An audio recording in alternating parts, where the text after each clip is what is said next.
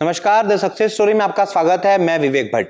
आज हम आपको एक ऐसी शख्सियत से मिलाएंगे जो अपने दूरगामी दृष्टिकोण और दूरगामी विजन को लेकर काफ़ी पॉपुलर है। जी, हम बात कर रहे हैं नीलकंठ पॉडकास्ट के शेखर अयाची की। स्वागत है सर आपका हमारी इस खास पेशकश में। Thank you. सबसे पहले जानना चाहेंगे कि how you started your journey, कैसे शुरुआत की आपने अपने इस बिजनेस की? मैंने अपना पोस्ट ग्रेजुएशन किया अहमदाबाद से और फिर डिसाइड किया बिज़नेस स्टार्ट करने का। I started my business in Kandla port trust. We were handling soybean, rice, wheat. So stevedoring clearing we started, and gradually we started industry also, steel industry. जब आपने steel industry यहाँ पे डाली थी उसके ठीक 2 साल पहले 3 साल पहले यहाँ पे बहुत बड़ा भूकंप आया था और उसके बाद में गवर्नमेंट की पॉलिसीज आई और यहाँ पे आपने इतनी बड़ी स्टील इंडस्ट्री डाली। उस टाइम पे कहीं ना कहीं आपको रिस्क फैक्टर नहीं लग रहा था कि इतनी बड़ी स्टील इंडस्ट्री यहाँ पे डालेंगे और पता नहीं वापस कहीं भूकंप आ गया और सब कुछ तहस नहस हो गया? देखो, मैं यहीं बड़ा हुआ हूँ, पैदा हुआ हूँ कच्छ में ही, तो मेरी इच्छा थी कि मैं इंडस्ट्री कच्छ में ही डालूँ। और लकीली अर्थक्वेक के बाद सेंट्रल गवर्नमेंट ने अनाउंस किया कि जो इंडस्ट्री गुजरात में खोली जाएगी, स्पेशली कच्छ डिस्ट्रिक्ट में, उसको एक्साइज बेनिफिट मिलेगा। तो वो अपॉर्चुनिटी को हमने ग्रैब की और हमने इंडस्ट्री कच्छ में स्टार्ट की। मैं खुद लॉजिस्टिक का आदमी हूँ, तो मुझे कॉन्फिडेंस था कि कोई भी इंडस्ट्री अगर पोर्ट बेस्ड है तो आपको रॉ मटेरियल कहीं से भी मिल सकता है। और स्पेशली जब आप पोर्ट बेस्ड इंडस्ट्री डालते हैं तो रॉ मटेरियल आप कोई भी कंट्री से लेते हैं तो वो शिप से आता है, और शिप जो आते हैं वो पैनामैक्स वेसल भी आप ला सकते हैं, उसमें फ्रेट बहुत कम लगता है।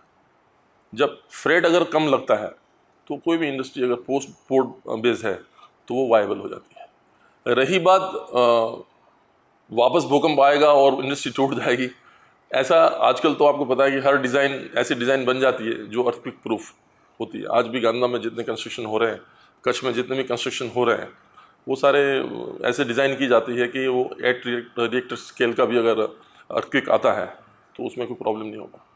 जब आपने यहाँ पर इंडस्ट्री डाली तब शायद गुजरात की पहली स्टील की इंडस्ट्री, सोफिस्टिकेटेड स्टील की इंडस्ट्री आप कह सकते हैं इसे, ये आपने डाली। तो स्टार्टिंग में किस तरह के चैलेंजेस आपके सामने थे?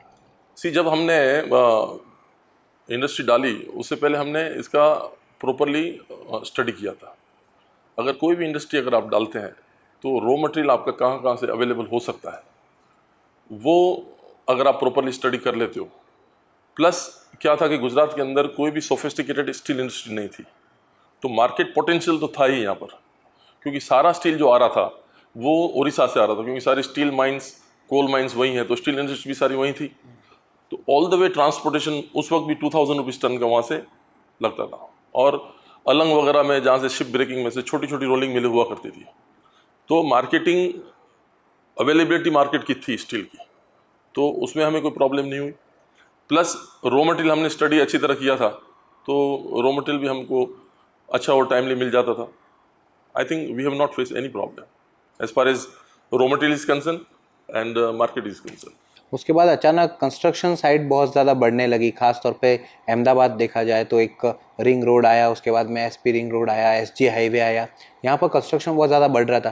तो उससे भी आपकी इंडस्ट्री को बहुत ज़्यादा बूफ अप मिला? यस, हमें काफ़ी हेल्प मिली। जैसे गुजरात का अच्छा डेवलपमेंट हुआ और मेरे प्लांट के आने के बाद इसी तरह के सोफिस्टिकेटेड प्लांट और भी आए, मगर इतनी गुजरात में डिमांड थी क्योंकि गुजरात का, मैं नरेंद्र जी मोदी की मेहनत से काफ़ी डेवलपमेंट हुआ गुजरात का, तो हमारे मटेरियल की डिमांड काफ़ी रही। आज भी हमारे मटेरियल की इतनी डिमांड है कि हम पूरा नहीं कर सकते। इनफैक्ट हम हमारी कैपेसिटी भी डबल करने जा रहे हैं। आपने जब इंडस्ट्री डाली आपने इसका नाम रखा नीलकंठ पॉडकास्ट, तो नीलकंठ नाम कहाँ से आ गया? इसके पीछे की कुछ कहानी? अब कहानी यह है कि शिव जी में मानते हैं। मेरा नाम चंद्रशेखर है, वो भी शिव का नाम है। मेरी वाइफ का नाम गिरिजा है, वो शिव की वाइफ है। मेरा फार्म हाउस है, वहाँ भी शिव का मंदिर है। जिस गांव से मैं बिलोंग करता हूँ वहाँ भी शिव का मंदिर है। नीलकंठ शिव का नाम है। शिव जी की कृपा रही है। शिव जी की कृपा रहे, शिव जी की कृपा बनी रहे। अच्छा है। आपके इसके साथ में जब आपने यहाँ पे इतनी बड़ी इंडस्ट्री डाली, आपने बहुत सारे CSR एक्टिविटीज़ भी की और साथ में आप DPS स्कूल भी है आपके यहाँ पे। एजुकेशन को किस हिसाब से देखते हैं आप? ऐसा हुआ कि जब यहाँ अर्थक्वेक आया ना, तब सारी स्कूलें ऑलमोस्ट सब टूट गई थी और स्कूल सब ज़्यादातर टेंट्स में चलने लगी। अब आप सोच लें कि बारिश भी हो रही है, 45 डिग्री की गर्मी भी है और स्कूल्स टेंट में चल रही है, बच्चे कैसे उसमें पढ़ते होंगे। तो मैंने एक सोचा था कि गांधीधाम को एक अच्छी स्कूल ज़रूरी है और I will try my best to कि मैं दे सकूं। मेरी मदर भी सोशल वर्कर थी और उनकी भी इच्छा थी कि गांधीधाम में एक अच्छी स्कूल होनी चाहिए। तो उनकी डेथ के बाद उनके नाम पे ही मैंने एक ट्रस्ट बनाया, Padma education and welfare society. और लकीली मेरा दिल्ली में भी मटेरियल जाता रहता है, तो दिल्ली में मेरी दिल्ली पब्लिक स्कूल वालों से इंटरेक्ट हुआ और मैंने जब बताया कि यहाँ अर्थक्वेक आया है और यहाँ अच्छी स्कूल की ज़रूरत है, तो उन्होंने भी यस किया और अपनी फ्रेंचाइजी हमें दी। और आज गांधीधाम में, I am not boasting, it's one of the best school of Gujarat. इतनी हम बेस्ट टीचर्स ला रहे हैं, इतने टीचर्स ट्रेनिंग प्रोग्राम है और पिछले 7 साल से कंटिन्यूसली हमारी स्कूल का 100% रिजल्ट आता है। नॉट 100%, पर 100% में भी 50% बच्चे जो हैं वो 90% से अबव लेते हैं और यहीं के लोकल बच्चे हैं। ये नहीं कि हम इंटेलिजेंट बच्चे ले आते हैं और उससे इंटेलिजेंट रिजल्ट लेते हैं, यहीं बच्चों को ग्रूम करते हैं, उसी रिजल्ट लेते हैं। क्वालिटी एजुकेशन विथ ओवरऑल बच्चों का डेवलपमेंट है, right from horse riding, swimming, football, tennis, cricket, और हर फील्ड के कोच स्पेशली दिल्ली से लाए हुए हैं।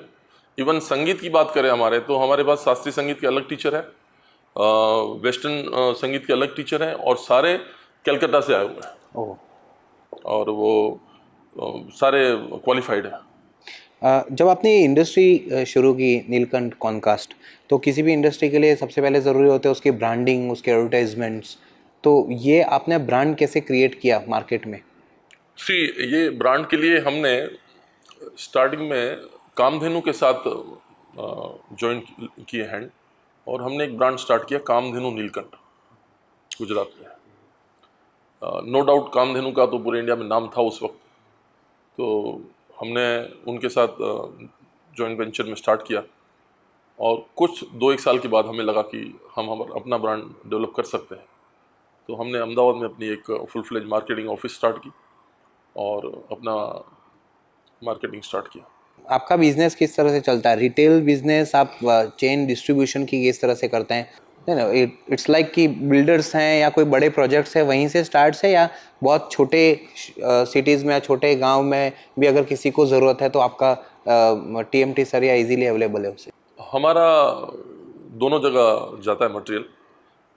पूरे गुजरात में सबसे अच्छा मार्केटिंग का, सेल्स का नेटवर्क हमारा है। छोटे से छोटे कस्बे में, छोटे से छोटे गांव में हमारी दुकान है, हमारे डीलर हैं और वो डीलर हमारे मेन डिस्ट्रीब्यूटर से मटेरियल खरीदते हैं। तो एक अच्छा नेटवर्क बना हुआ है कि अगर आपको 1 टन भी 1000 की बस्ती वाले गांव में भी माल चाहिए तो हमारा मिलता है। प्लस कोई भी बड़े प्रोजेक्ट है उसको हम डायरेक्टली 1000 टन 2000 टन भी देते हैं, जैसे अदानी पावर है, रिलायंस है, इसमें सब में हमारा, SR में, सब जगह हमारा मटेरियल जाता है। आपने अपनी की स्ट्रेंथ क्या बना के रखी है? What is the key strength of yourself? Key strength is proper management, hard working, और जो आपको विज़न है आपका उसको इमीडिएटली इम्प्लीमेंट करो, फास्ट डिसीजन लो। I think my key strength is fast decision and work on that very hard. रुपया दिन ब दिन गिरता जा रहा है और ये ना गिरे उसके लिए आपके क्या सुझाव हो सकते हैं? Our country should earn the dollars.